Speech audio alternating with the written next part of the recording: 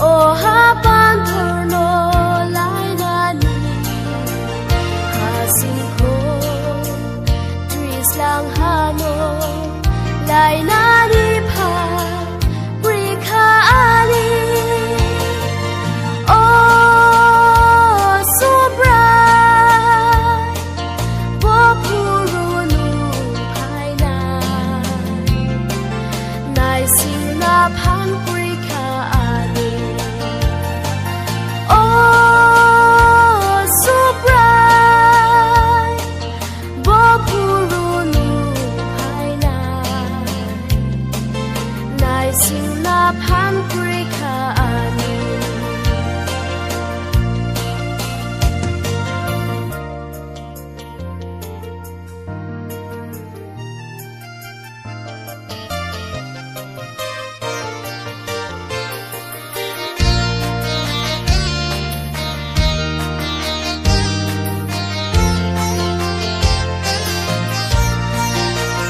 ani himnani lam ko logo belog manobar si phayo angya brise seri mania o hapan